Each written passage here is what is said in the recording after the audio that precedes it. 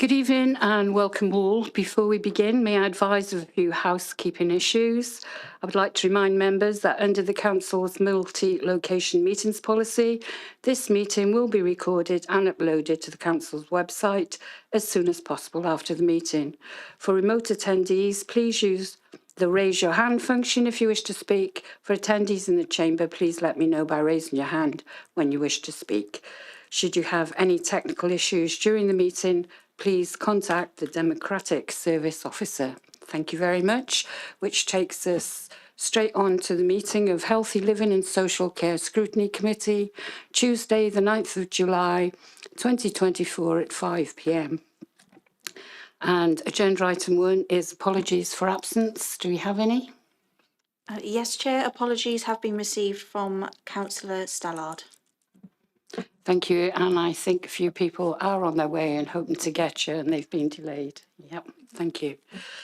Going on to agenda item 2, which is the minutes of the meeting held on the 24th of May 2024, which was a special meeting, and the 11th of June 2024. Does anybody have anything they wish to raise on these meetings? Can I move the minutes? Thank you. Both sets. Thank you. Anybody else? I'll second then. Thank you very much. Moving on to agenda item 3, which is to receive declarations of interest and the nature of such interests, including whipping declarations under the Council's Code of Conduct. Does anybody have any whipping declarations? No. Yeah. Councillor Ian Buckley. Are you there, Thank Ian? you, Chair. Thank you, Chair. It's not a whipping declaration. It's apologies from Councillor Lloyd Selby. Yeah, we've got it. Thank you, Ian. I do apologise. That's okay. Thank you very much.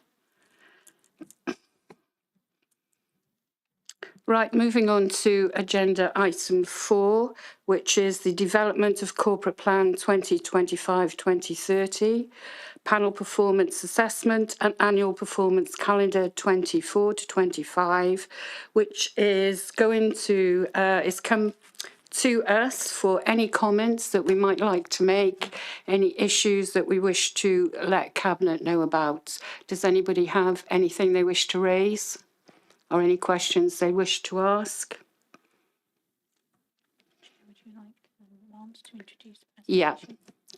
In that case, I'll bring in Lance, please, to present the report. Okay.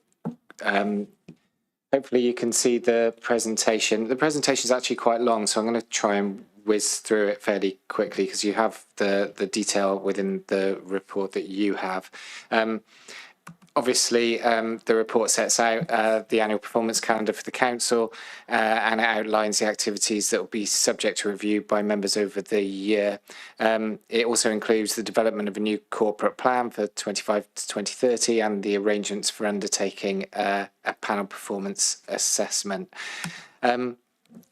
The first section, paragraph 2.2 to paragraph 2.9, is really about the corporate plan development, and it proposes that the council's visions and values remain the same as these still provide a strong foundation. And I suppose work has already commenced, just to let you know that in terms of the new wellbeing objectives, which will consider a range of factors, including the results of the recent resident survey, Let's Talk, key data about the Vale of Glamorgan, and so on. I think there's been a lot of engagement already, actually, because it was undertaken initially, as I've said, informed by those findings, but also the findings of the PSB's wellbeing assessment and qualitative feedback gained through placemaking work.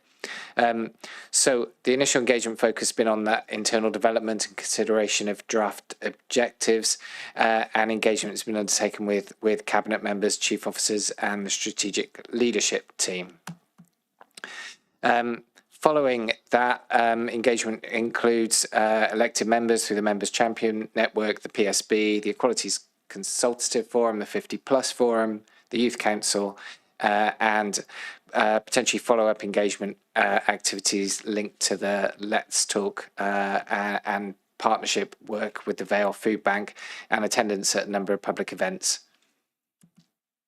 So the aim for the new plan is for it to be more outcome focused, so it's clear what it is we're trying to achieve. And obviously it has to be developed alongside the budget and the medium-term financial plan. And I think at paragraph 2.8, it gives you the indicative timetable for the development of the new plan. And I'm conscious that we are partway through it. And when this presentation was first developed, we hadn't really started. So it's good to see that progress is already commenced. So committee is asked to consider and agree that approach and that indicative timetable that I just drew your attention to. The panel performance assessment explains the requirement for the council to undertake that assessment, which it must legally do once during the electoral cycle. And the purpose of that is to provide independent external challenge to help the council determine whether it's on the right approach. And they're being administered with the support of the Welsh Local Government Association, who will appoint the panel and facilitate the assessment. 2.12 details the makeup of that, and there is a potential to appoint additional members should we see fit. Work has commenced in terms of scoping the document that will be used to inform that assessment, using essentially the latest annual self-assessment that we are completing. And it's, I suppose, an opportunity to sense check the emerging improvement plans as part of the development of the new corporate plan.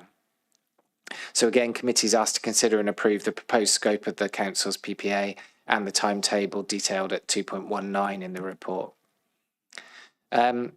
Moving on, I suppose, to the annual self-assessment and the approach for 23-24. We obviously did a self-assessment last year, learned quite a lot from how that process worked, and some of that has already happened in terms of the individual directorate self-assessment.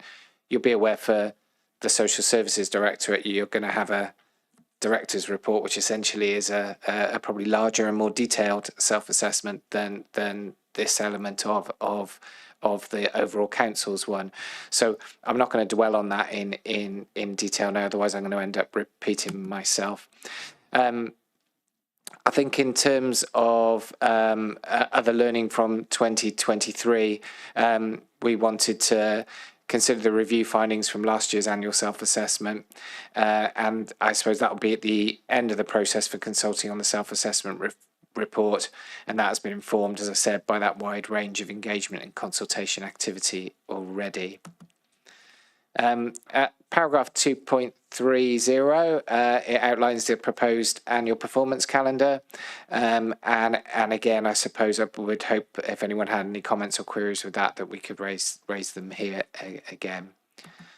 2.32 and 2.33 highlight the important role of elected members within the process of our annual performance calendar, and so I would just draw your attention to that, as well as the number of member workshops that are held throughout the year to inform that performance calendar. And finally, committee is asked to consider and agree that performance calendar for 24-25 and the proposed approach to engaging with members in the year. So I think that's it for me.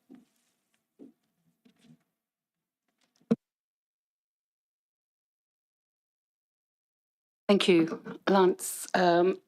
Before I bring in Councillor Christine Cave, just to let you know that Councillor Ball has joined us and he's confirmed he has no declarations of interest. Councillor Susan Lloyd-Selby and Councillor Millie Collins. Do either of the lady councillors have any declarations of interest? Councillor Lloyd-Selby. Yeah, thank you, Chair, and apologies for being late. I need to declare an interest in relation to agenda item 6 because I have relatives in receipt of social care support. The nature of my interest is personal, not prejudicial, so I will stay in the meeting. Thank you. Thank you. Thank you very much. And also, Councillor Millie Collins has sent us a message. She doesn't have any declarations of interest either. Does anybody have any questions on this report, or does anybody think that we should send any messages back to Cabinet? Councillor Christine Cave.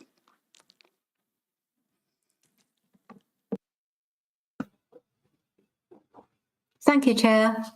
Yes, I do have a question, because obviously it's been a quick tour through the presentation.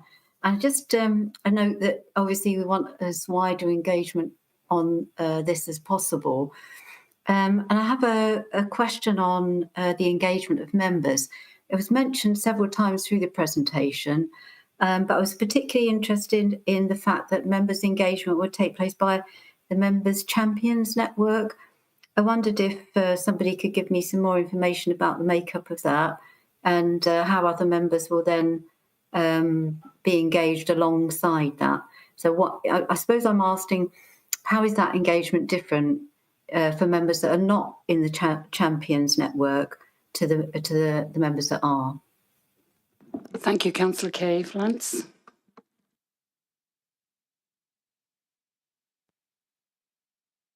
Helen? Thank you, Chair. If I can take that question. We often consult with the members' champions on a range of things, and we bring those champions together, and there's different champions nominated for a range of different issues, from things like equalities to biodiversity to climate change. But in terms of the member engagement on the draft wellbeing objectives, which will inform the corporate plan, and on the initial annual self-assessment findings, an email invitation has gone out to members for a session next week, which all members are invited to online, where we will be presenting in more detail what the draft objectives will be, and there'll be an opportunity for members to comment then. Members have also been invited to a stakeholder session next Thursday evening as well, which is a drop-in session over the course of the afternoon, and again there'll be an opportunity to discuss with officers any thoughts about those draft objectives and to inform that shaping of the wellbeing plan itself. There'll be then more detailed consultation on the actual draft corporate plan through October and November. So this is just the initial stage of engagement, really, as we start to draft it. So I suppose since that report was initially drafted and in response to some of the comments raised within the different discussions, we've put those two sessions next week in place as well. Thank you, Helen. Thank you. I suppose my question was, how is that going to be different from the engagement with the champions? Because obviously, I know the council have several champions, but I just wondered, what's the difference? So what additional engagement will the champions panel have that other councillors won't have the opportunity to have? At the moment, we haven't actually now put a specific meeting in just for the champions at the moment. And I think we're going to see what the attendance is at the sessions next week. But often the champion session is an opportunity for the champions to feed into the process within regard to the specific issues that they're championing and looking at it through that lens. So that's why it's slightly different to sometimes where we do the broader member engagement. At the moment, the two things that have actually been put in place are the two sessions next week, both of which all the members are invited to. So both the member online session and then the stakeholder drop-in session as well. Thank you, Helen. Have you got anything else to ask Christine on that subject? No? No, that's all, Chair. Thank you. Does anybody else have any points they'd like to raise? No. This report is just for noting. Neil? Yeah, I was going to say this report's just for noting. I move we note. Thank you. Moving on then, we're very lucky today to have Helen Mosley, Jill and Sian with us, who is going to do a presentation for us. And Helen, would you like to introduce this? Thank you, Chair. So yes, I'm just going to briefly introduce the report that's been circulated with the agenda papers and then hand over to my colleague, Sian, who is the Age Friendly Vale officer. And then following her presentation, then between myself, Joe, who's one of our policy officers, and Sian, then we will answer any questions. Last month, members will recall, we came to the committee and we talked about one of the PSB priority areas through the work of Food Vale. Tonight we're coming to talk about the work around an age-friendly Vale, which is one of the other priority areas which the Public Services Board is taking forward. And we're bringing these reports in response to recommendation from the Corporate Performance and Resources Scrutiny Committee, which is the designated committee for the Public Services Board. And when they considered the PSB annual report last year, they recommended that more detailed reports about specific priority areas are brought to relevant committees. So this is part of a series of those reports. So as I say, Sian is our age-friendly Vale officer. The post is funded through Welsh Government age-friendly funding, which has been made available from 23 to 26, so over 3 financial years, and has been made available to all local authorities. And within the Vale, we're utilising that funding to take forward the work, but through that partnership approach through the Public Services Board. The report details some of the information around the context of the PSB that is a requirement under the Wellbeing of Future Generations Act, and how the work around age friendly is part of the PSB's Wellbeing Plan for 23 to 28. The PSB has 3 wellbeing objectives, which is a more resilient and greener Vale, a more active and healthier Vale, and a more equitable and connected Vale. And the work that's being taken forward through the age-friendly activities is contributing to those objectives in an integrated way. And Sian will provide more detail around some of the domains and what being an age-friendly Vale means. The report itself, there's 2 recommendations. So we are asking the committee to note the progress in terms of the work of the age-friendly activity, and then to consider whether you do want future reports on this work, or whether you're content that it's reported on via the work to the Corporate Performance and Resources Scrutiny Committee itself. So as I say, the report details some of the key activity that we've been taking forward, and I think really highlights, both within the report and then within Sian's presentation, that focus of the work across the council in terms of contributing to the agenda, and across our partners as well, and that focus on engagement as well. So I'm going to hand over to Sian, who's going to take you through a bit more detail, the work to date and what being age-friendly means. Thank you, Helen. So as Helen said, my name is Sian Clement Davis. I'm the age-friendly officer for the Vale of Glamorgan, and just here to give you a quick overview of our age-friendly activity in the Vale. So a little bit of context about the Vale of Glamorgan's older population. We already know that we've got a large older population, and this will continue to grow in the next few years. Almost half of the Vale's population is age 50 and over, and our latest data is telling us that by 2030, the number of people age 65 and over is expected to increase by 22%. So whilst this trend is in keeping with the rest of Wales and the UK, this is actually the largest increase seen in any local authority area in Wales. Whilst we know this is going to be a challenge, we also recognise that this is a demographic that are extremely valuable to our society. Many of our older people remain economically active past retirement age. There are volunteers, and they provide invaluable childcare, not to mention pet care as well. Our older people have a wealth of knowledge, skills and experience to be tapped into. And if we can work together to provide adequate services and facilities, our older people can continue to make a significant contribution to their communities.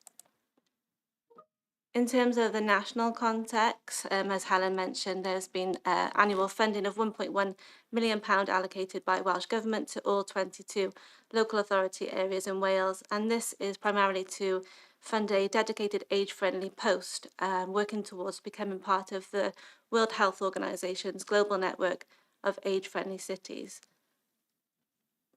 In terms of Wales, the Age Friendly Wales is Welsh Government's strategy for an ageing society, and it's a preventative intervention that aims to support and empower people to take control of how well they live and age.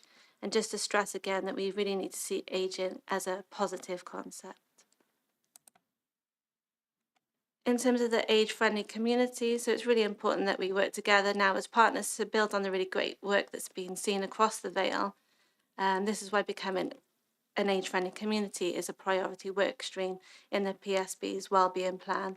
The work also aligns to the Regional Partnership Board's work on ageing well, and the Older People's Commissioner for Wales, Helena, tells us that in an age-friendly community, older people feel valued, included, respected. It's a place where they can get out and about, do the things they want to do, lead healthy and active lives, stay informed, and have their voices heard. We also know, from speaking to older people and younger people across the Vale, that they have common priorities, for example, public transport, pavements, well-being, climate change, and this has been voiced time and again through conversations that we've had with the public. So becoming more age-friendly in the Vale actually makes the Vale a better place for everybody to live in. In terms of the global context, the World Health Organization have identified 8 domains or areas that places can address to improve their structures and services to meet older people's needs. These are things like transport, housing, health services and communication, and the domains have formed the basis of a PSB age-friendly charter that we had all partners sign up to last year as part of our application to the World Health Organization for age-friendly status. The domains that are most relevant to this committee will be housing in terms of independent living, health and social isolation in terms of social services, sport and play, and outdoor spaces and buildings with regards to leisure and parks. In terms of the benefits of age-friendly status, it means that older residents are engaged in shaping the place they live. It allows us to strengthen collaboration, access to a global network of age-friendly communities, access to contacts, ideas and expertise from the network and across the globe. And it also allows us to share our learning with Welsh and UK audiences, raising the profile of the aspirations and the contribution of older people in a positive way. We've actually recently done that and showcased the Vale of Glamorgan specifically to the International Federation of Ageing and World Health Organization mentorship programme. In terms of the community status, age-friendly community status, we applied for it last year in the summer. I'm pleased to say that the Vale was officially awarded age-friendly status last year in October. Us achieving age-friendly status isn't saying that our work is done and that we are simply an age-friendly place now, but it's saying that we are committed across the Vale to carry on with this work and make it more age-friendly. We were the 4th local authority area in Wales to be awarded the status, and last year in December we celebrated with the Older People's Commissioner and with the public in Llantwit Major. Our key areas of work since receiving the age-friendly status has involved growing the network, which we've got more than 360 members now, and the network have been working on an age-friendly action plan, which is the next necessary step after receiving this status, and will outline our future focus, showing how our partners will work together to reach the commitments that we set out in the Charter. The consultation is currently taking place. It started on the 17th of June and will finish on Sunday the 9th of August. The draft plan has been developed by the Age Friendly Network and includes not only partners but local residents as well. To ensure that we reach in people that are not online, which is a big issue when we've spoken to our older people, we have arranged 11 community feedback sessions which have started and take place across the Vale in libraries, community centres, and we've also been to our sheltered housing accommodations as well. Paper copies of the surveys has been taken to the day services and domiciliary care centres with the help of our Dewis partners that are involved in the network also. The key areas of work in the plan, just to focus on, is that people have opportunities to influence decisions that affect all aspects of their life. People are well informed about the support and opportunities available to them through a range of different types of communication, and that people have access to suitable forms of transport across the Vale. These were the key themes that came out as the most important when we spoke to our partners and older people across the Vale, and we believe that in focusing on these 3 areas it should unlock the rest of the commitments. We've also been supporting the 50 Plus Forum and having a calendar of events across the Vale with several Have Your Say offerings, offering advice, support and alongside opportunities to socialise. We've also launched a positive ageing campaign and the winner of that will be announced later on in the month. We've been supporting local initiatives, so we've been working with partners to set up a local walking group, encouraging residents to get outdoors and to get active. And we've also co-produced talks with Big Fresh and with Value in the Vale and other partners in Penarth. And we will also be delivering a new pilot initiative at Barry Island with Cycling Without Age, which allows those who may be less able to get out and enjoy a free bike ride along the coast. As the work under Age Friendly is so cross-cutting, there are a number of different work streams and initiatives. So, for example, the Golden Pass scheme supporting those that are 60 and over, Dewis Cymru providing a directory of local support and activities, and telecare assisting people to live independently. We've also been working to help grow the support for dementia-friendly communities across the Vale. And working with partners, we've also been working with South Wales Police, who lead on an intergenerational community gardening project in Lantwick Major. And we will also be talking now, I'll just be finishing off now, sorry, with the next steps you'll be pleased to hear with regards to the action plan.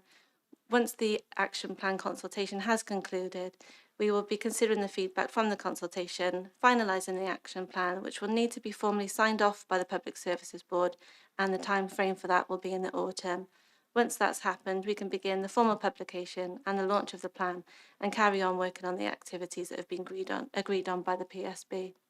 And finally, to say that we'll be monitoring the progress of all these activities through the PSB's annual report. There you go. Thank you very much. Thank you for a very detailed and informative presentation. It was a lot to get through. You did it well. Thank you. Can I bring in Councillor Christine Cave now, please?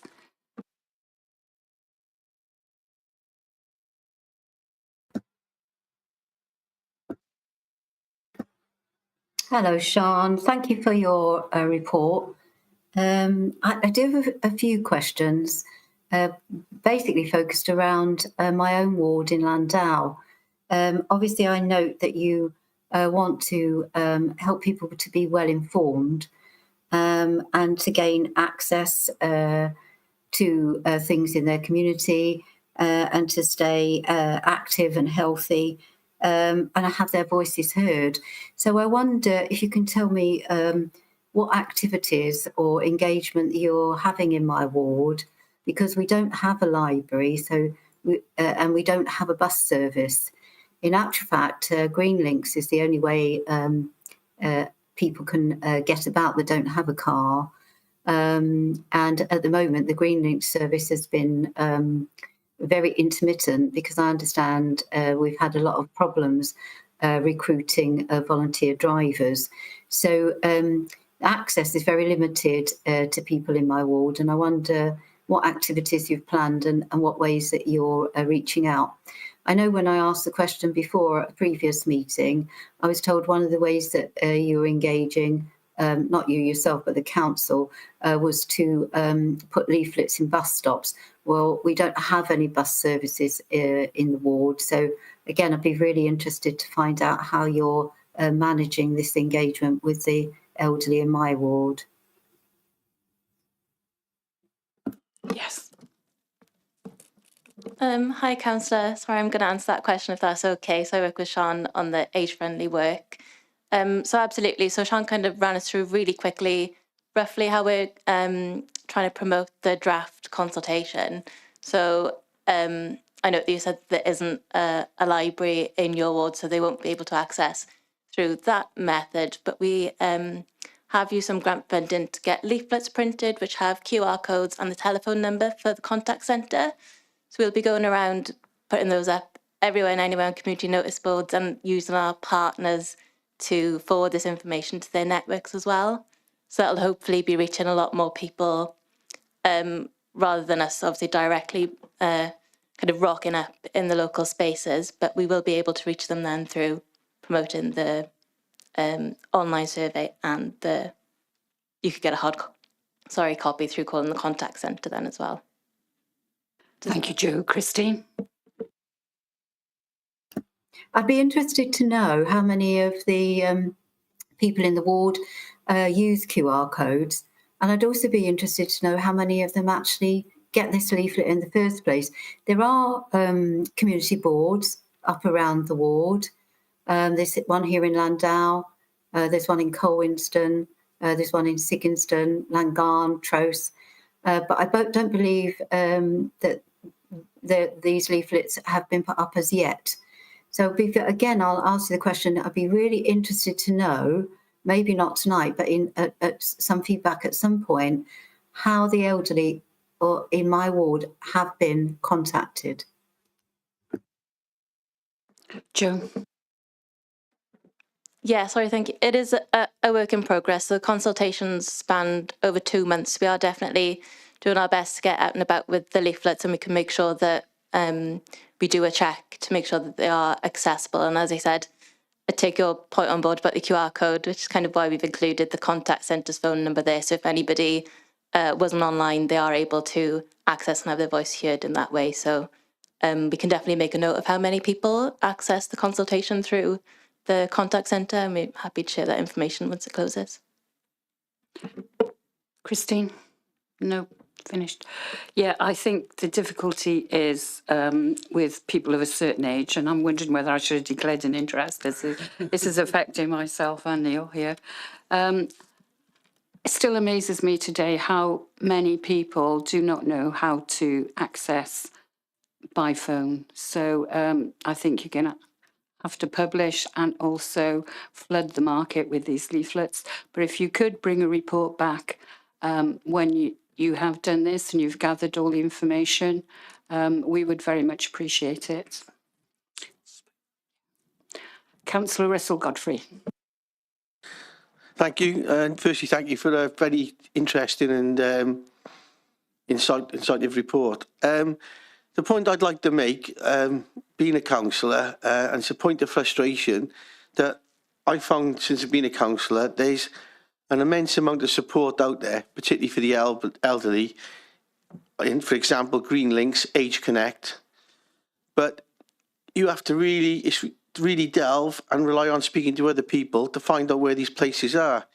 And I think that part of the process that you're developing here, it would be good if an A to Z directory could be developed for councillors in particular. So when residents within the areas come to you with issues, and it could also be given to community council clerks as an extension, because a lot of the elderly, I find in my experience on my ward, they're reluctant to try and approach people themselves. They come to you as a last resort because they don't know. A lot of them are not IT literate. You know, which is an age thing in most cases. And I think to really endorse and empower what you do, all the work you're doing, it would be great if you had a supportive directory like that, because I think it could only help it. Good points, Russell. Jo? Absolutely, and that's something that we've heard time and time again from partners and members of the public, is kind of having that kind of one place to go where you can find out all the amazing sport there is out there. But I just wanted to flag that there is GVS have an older people's directory of services. So it's for Cardiff and the Vale, but that we can make sure to circulate that as well. But it just might be the first point of contact, and then obviously we'll send the link to Dewis as well, which I know the team are working really hard to keep updated, which is kind of a never-ending task, but we can make sure to send the link around. Yeah, I think the problem is people don't even know what GVS is, and it's getting information out to people, which is the biggest problem, because there is a lot there for them, just knowing how to access it, really. But does anybody else have any more questions they'd like to ask? Well, this report was to enable members to consider the work to develop an age-friendly Vale and opportunities to engage with the development of the new age-friendly Vale action plan and feedback. So any comments, I'm sure, have been appreciated, which takes us to recommendation 1, which is that members note the work to develop an age-friendly Vale and the progress partners are making in developing the new age-friendly Vale action plan, and provide comments via the Director of Corporate Resources to the PSB. Can I come in, Chair? Amy? Thank you, Chair. I thought it may help just to summarise in terms of your two recommendations. Obviously, the committee would be noting as per recommendation 1, and I will make sure that for the second part of recommendation 1, the comments of all the councillors are included and set out there as this evening. And then obviously your second recommendation refers back to Helen's comments earlier as to whether or not the committee wish to have further reports in the future. You did obviously make some previous comments. If I just pull it up now, Chair. So you did raise a comment earlier with regards to having the report back once the consultation had finalised. So that obviously could replace your second recommendation if you wanted, but that recommendation is obviously asking you in terms of a regular basis. So it may be, if you're content, Chair, to the committee is not agreeing this evening to have the report on a regular basis, but you would like to have a repeat of the report once the consultation has completed. I just want to clarify that for the minutes. Well, I think that we should have further updates on all the work that's going on. And I think what I mentioned was that we get a report on the uptake in the various communities. Councillor Christine Cave.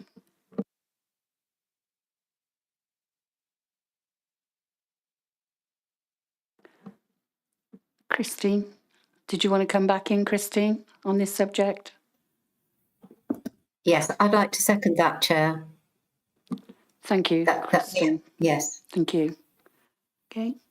So I presume there is nobody objecting. I can't see anybody, so that is the recommendation. Thank you, three of you, very much indeed. Thank you. Look forward to seeing you again.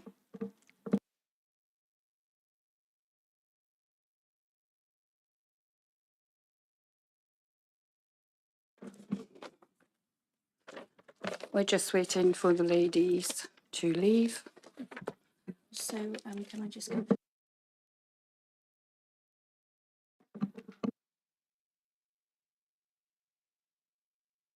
Thank you. Right, which takes us on to agenda item 6, which is the annual report of the Director of Social Services. This is a challenge version. So, Lance, over to you. Okay, thank you, Chair. I'll briefly go through the scrutiny report and then go through the actual report itself.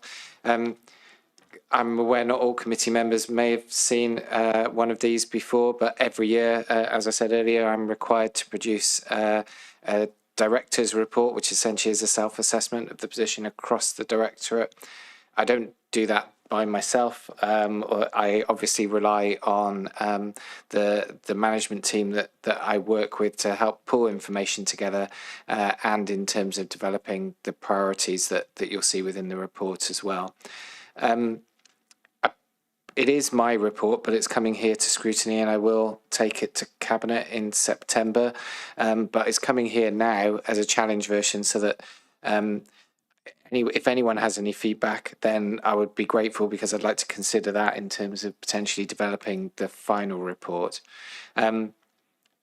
Just in terms of the recommendations for tonight are that you consider the report and in particular the improvement priorities, and I suppose also offer any contribution in terms of proposals for changes that you think I should make, and then I would obviously consider those afterwards. As I've said already, it's a statutory requirement to produce this report. The Welsh Government also are very clear in terms of the areas that must be covered within it. So, and in many ways, therefore, the format of the report. So there is limited scope for me to make changes to those things. It hasn't at this stage been consulted with by anybody else. We tend to launch it here in terms of that consultation process, but we do send it as far and wide as we can. So you're very much seeing it probably at the beginning. So I will go through the report. I will try and do it quickly, but it is a big report, and I suppose as an assessment of where the whole directorate is, I think it's probably one of the most important reports that you see. So I suppose just in terms of context, you'll know already, you won't need me to say it, but it's been an incredibly challenging year for us.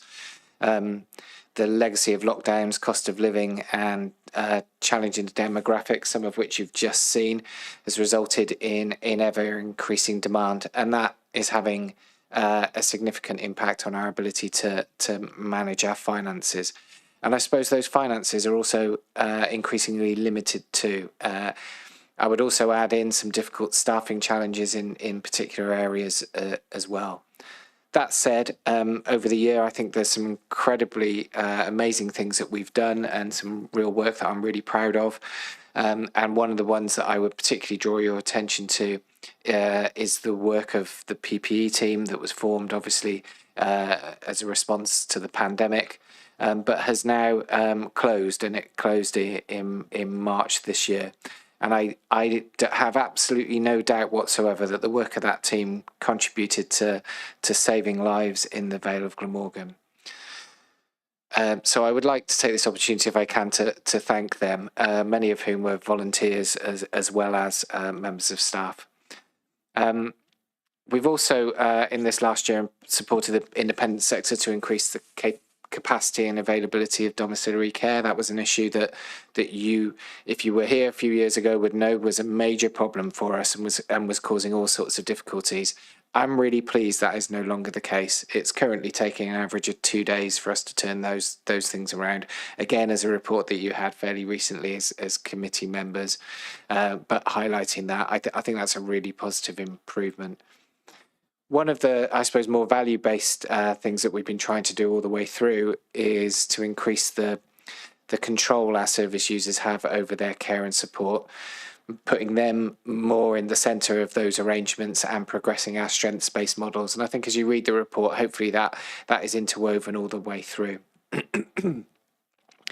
So in terms of a summary of our performance, I think we can demonstrate, and I'm not going to go through all of the details because I am conscious of time, but I think we can demonstrate increased responsiveness even though I've set that context that has been incredibly difficult out. That I think is a real achievement, not in every single area, but overwhelmingly I think that's the case. You'll also know at the last committee, in terms of another achievement, we brought the Family Information Service and how that had achieved the Family's First Quality Award. Again, a really positive piece of work done over the last year. I think I need to probably go through the challenges and draw your attention to them, because I'm going to be asking you specifically in terms of our priorities going forward, and they're inevitably going to be informed by those challenges.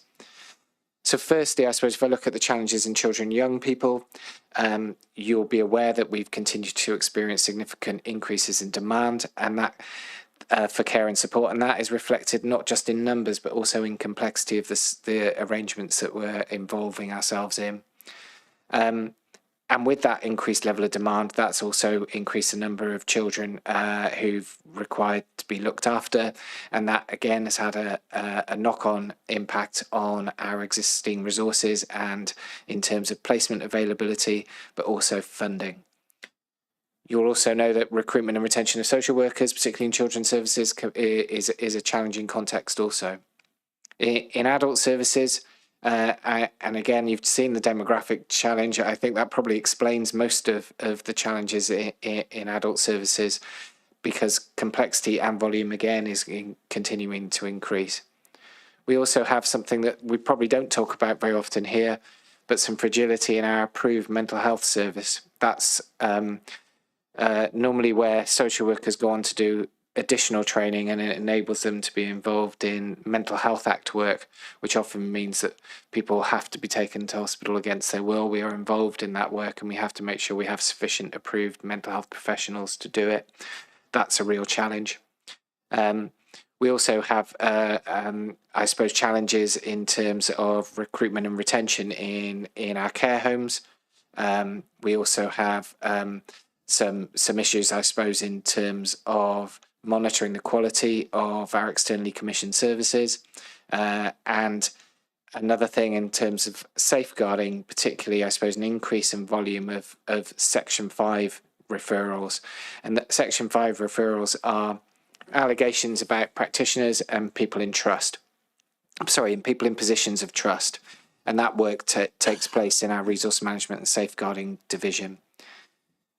Another significant challenge is work required in respect of the transition to the replacement of the WICIS care system, and you'll be aware we had a special extraordinary scrutiny committee in relation to that. So I suppose I think that's set out the challenges and some of our achievements, and I think I probably should I'm not going to go into the detail, but we shape our services based very much on the engagements activity that we complete. And you'll see there's a fairly lengthy section within the report in terms of the various engagements we've done with service users and teams across the directorate, and the findings from those. So I think, earlier when I was talking about the corporate plan of the Let's Talk process that's happened for our Vale residents, that's very broad, and it often doesn't pick up the people that we actually see and work with in social services because they're unable to respond. And these consultations actually do. They work directly with those people. So I think it's really, really good to see. And I should say, without going into the detail, the feedback we get about the services we provide is overwhelmingly positive.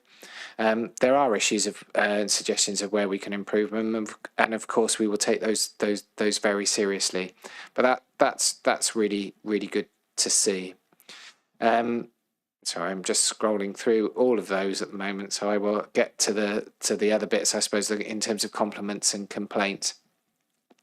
We used to bring a separate compliments and complaints report to Scrutiny Committee. We don't anymore because it's included within the Director's report. But overall, the service last year received 163 compliments. We also received, as you can imagine, a number of complaints, 192 in total. And they're set out in the report in a table that describes the different stages of the social services complaints process and how many were dealt with in each. I think, I have to also be honest here that we also have difficulty in achieving the timescales for our complaints, particularly where they're stage 2 complaints, and stage 2 complaints have to be investigated by an independent person. And that often takes a lot longer. Clearly, the purpose of doing complaint investigations is to look at lessons and I think and what we can learn to improve our service, and you'll see within the report a number of those from the different stages.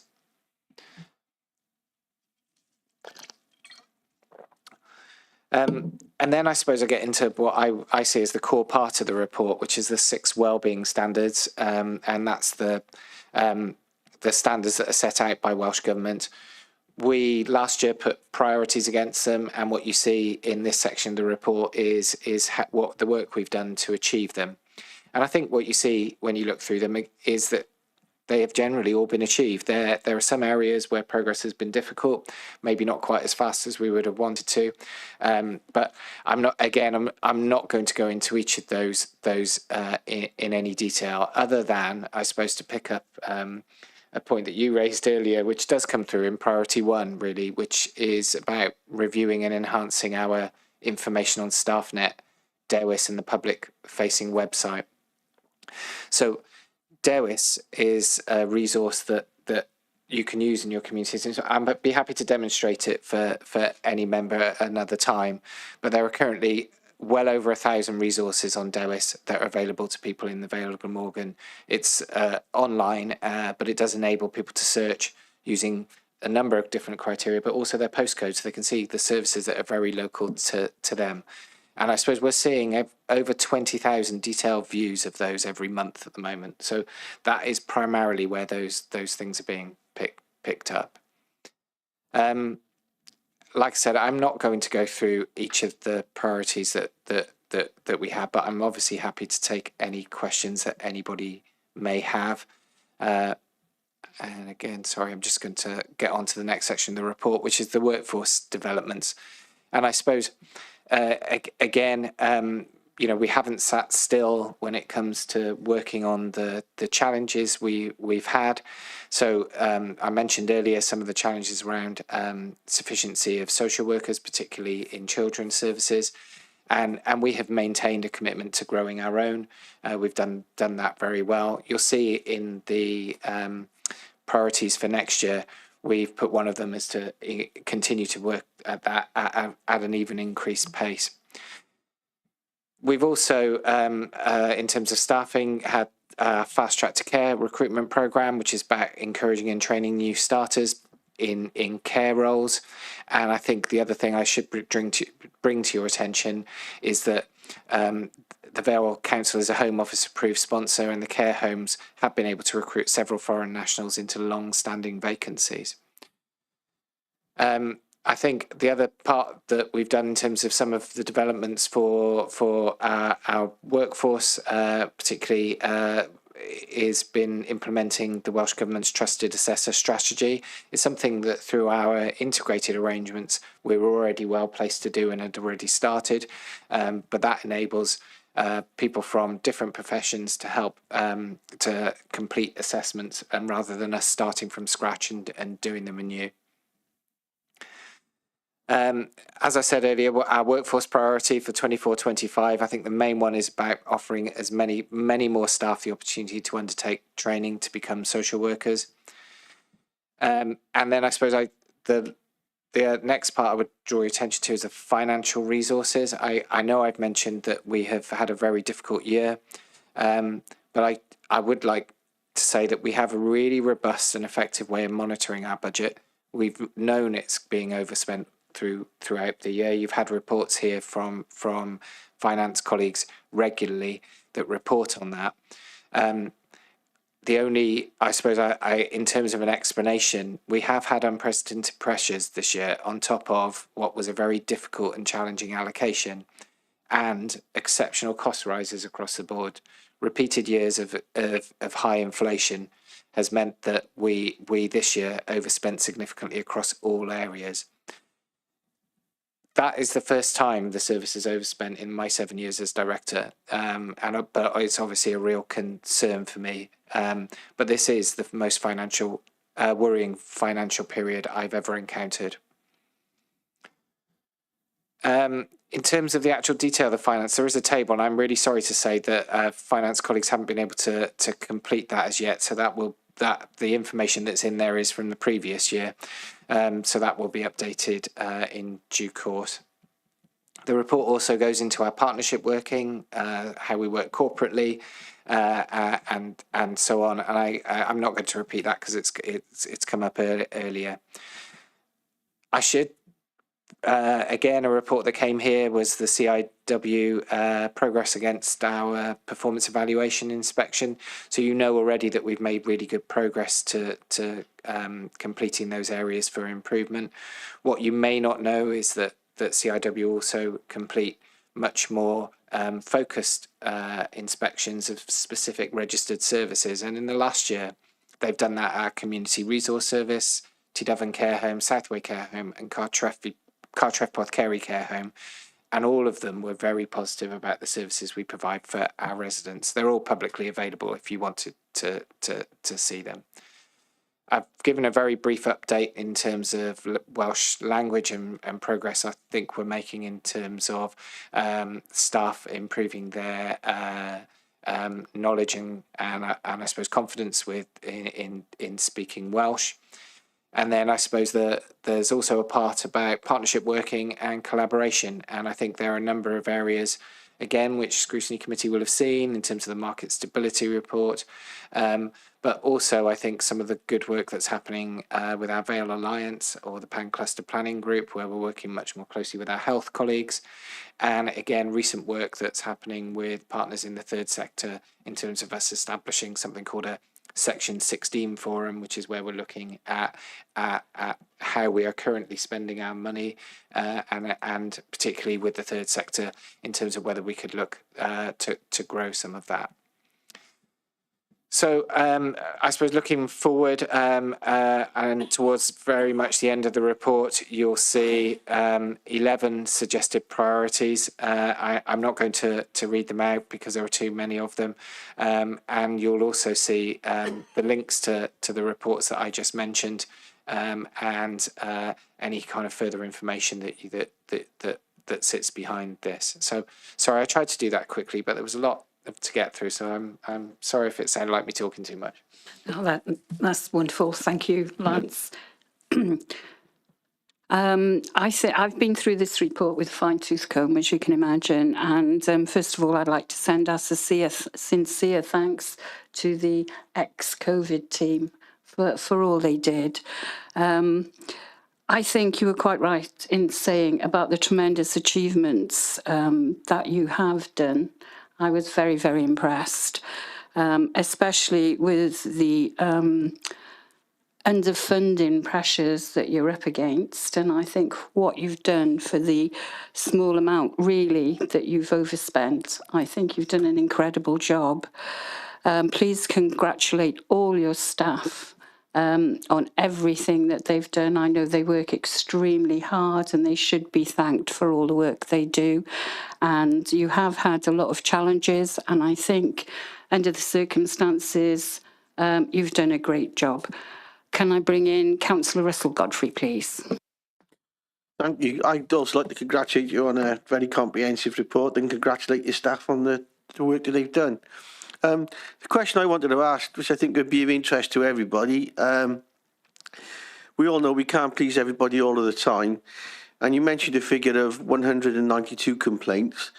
I'm wondering how many of those, if it was recorded, there was some sort of resolution reached, because I think it's the figure, it can be taken into context, could be quite unfair on your team if it was just people, when something was explained to them, they were quite happy with the answer, you know, if you understand what I'm saying.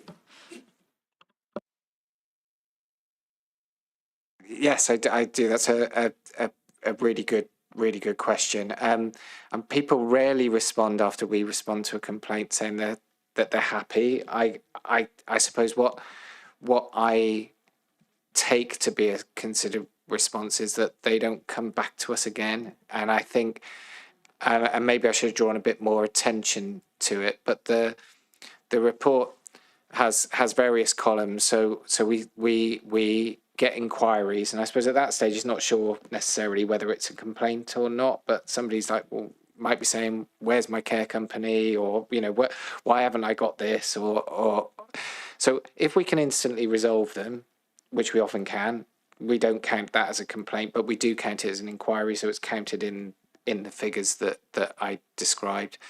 If we take it as a sort of stage one complaint, it goes to a team manager, and the team manager reviews it and probably looks on the file and may speak to the workers involved and sends a response.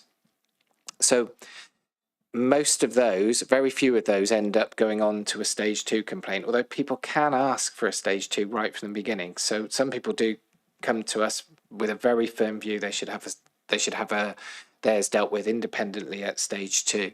The trouble with that is it takes longer, it costs money to do that, and so on. But the fact that the numbers drop significantly as we go through each of those stages, to me, is a real positive. That actually that means that hopefully most of those people are accepting of what we've said.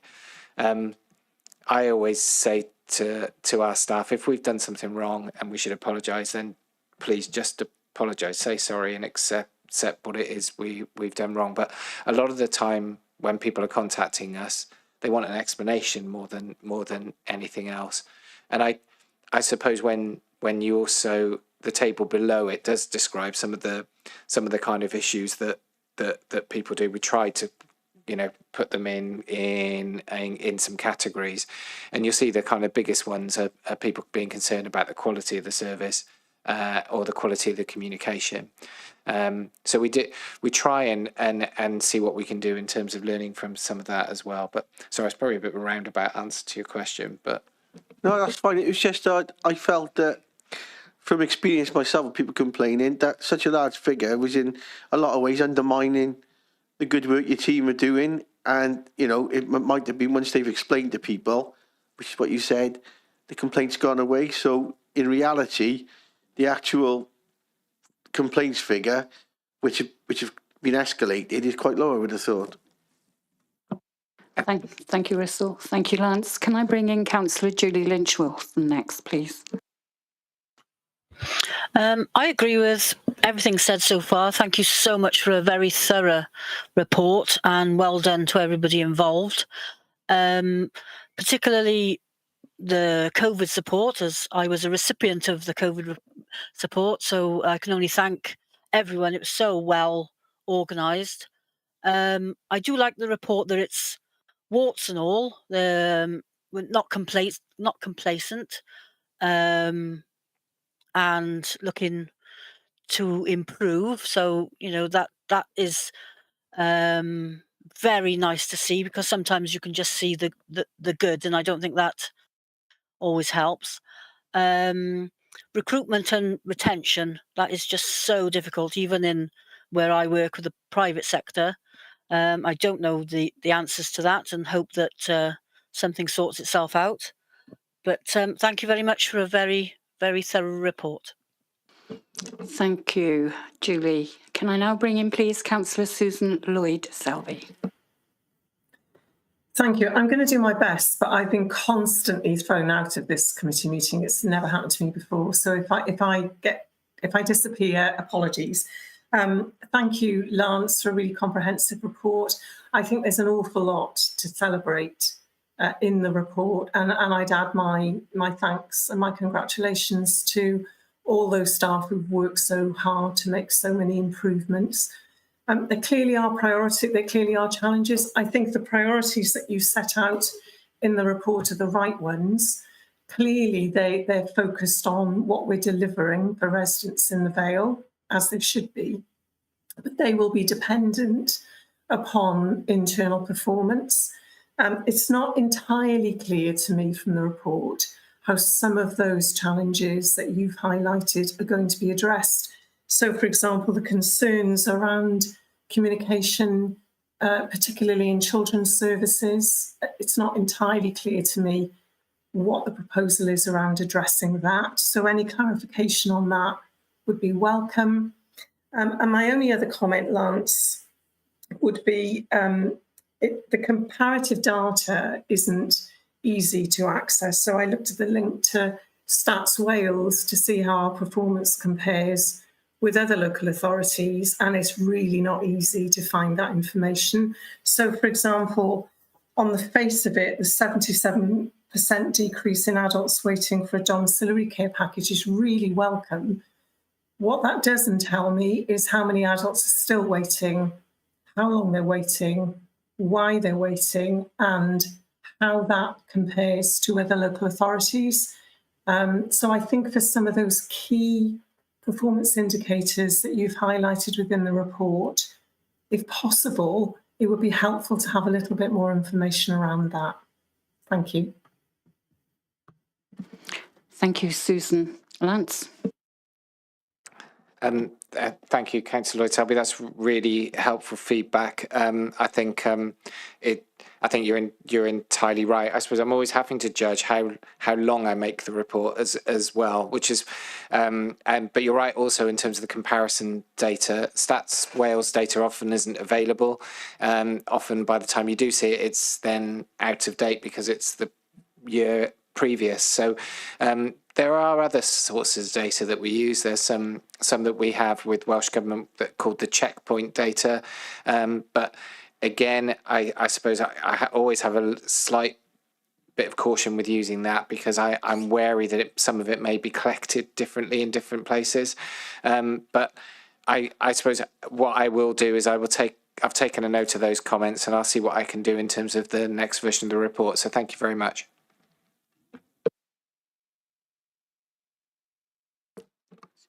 Councillor Thomas? Yeah, thank you, Chair. Just briefly, there is a. It's a great report, and I echo all my colleagues' praise of it and of the work that the people who work in the directorate have done over the year.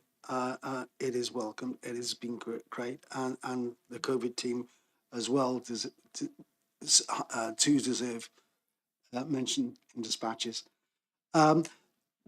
We have a problem within the report, though, in that at times we're talking about raw numbers, other times we're talking about percentages. And for example, when we're talking about the complaints, we talk about 192 complaints or whatever the number is, and that seems high. But I suspect within the number of contacts and the number of interventions that have been made over the year, 192 is actually a very small percentage. Whereas we talk in other terms of percentages where the numbers are actually probably quite small. So we talk about 77% in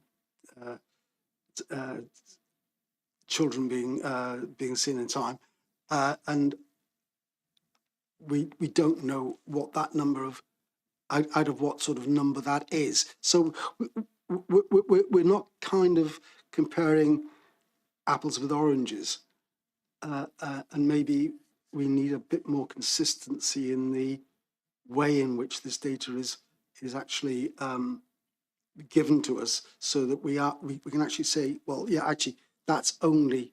I mean, we see things in some areas where you see absence from school records, where one child is absent from school a lot, and that makes the figures for that particular school look atrocious in percentage terms. But we're talking about one kid, and that kind of interpretation of the figures maybe would help better.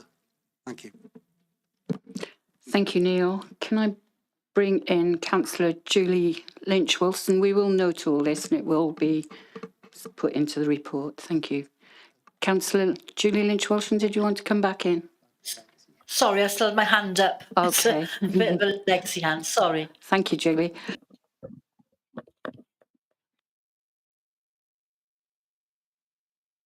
Councillor Cope, did you want to come in?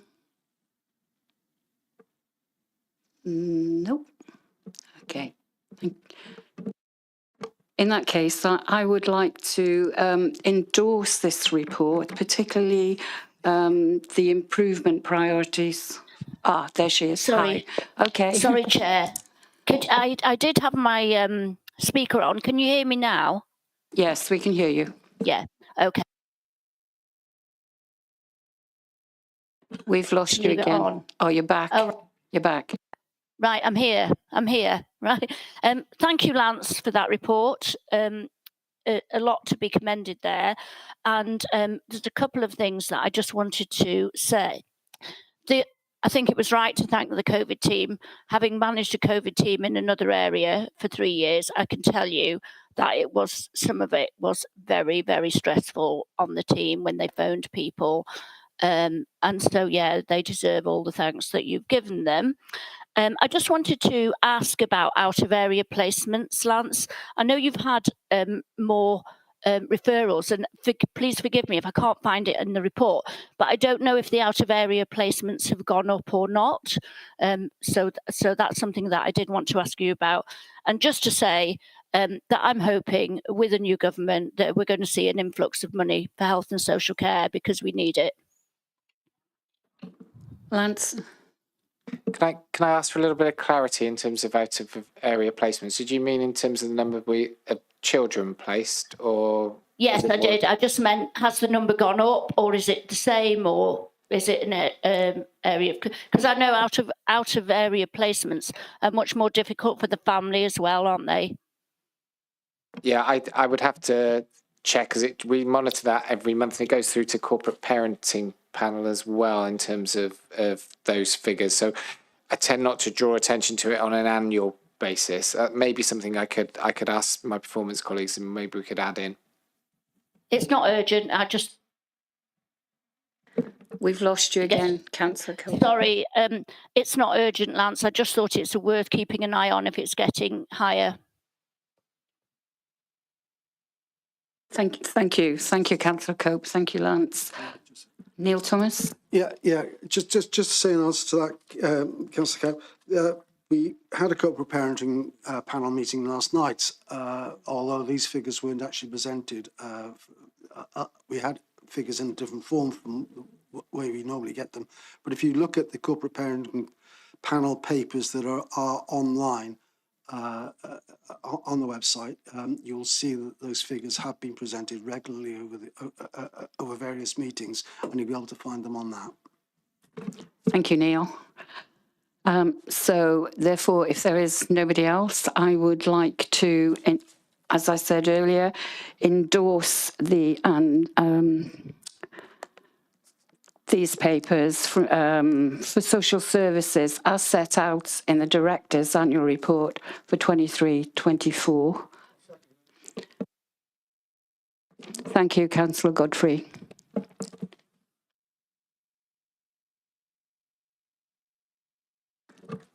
Thank you, which takes us on to agenda item 7, which is the annual delivery plan report end of year charter for performance. When looking at this, I realised that there are quite a few things in red that has not reached the 100% yet, but I'm sure people are continuing to work on it, and I think it probably looks a lot more dangerous than it actually is. So can I bring you in, Lance? Yes, certainly. And in fact, that was the only point I was really going to make. I'm conscious I've done a lot of talking this evening, and people will have already read the report and probably don't want me to spend all evening talking about it. But the way we monitor actions is, obviously way we set actions is we hope we can get them done in a year. Sometimes they might take 13 months. And the way this process works is that if we haven't quite finished it on the 12th month, then it flicks from green to red. And there are so when you look at the performance exceptions, there are things that will be completed pretty soon. There are things, there are one or two that I think have become a bit more challenging. But I can't remember where they are at the moment. I was hoping to pick one of those out, but generally speaking, I think we can see that there's been really good progress against all of those, and where they are not complete, they move into our plan for this year. So they will be completed. Thank you, Lance. Does anybody else have any questions on that they would like to put to Lance? No? Well, I think that we have contributed quite well on the reports this evening that has come before us, which is good.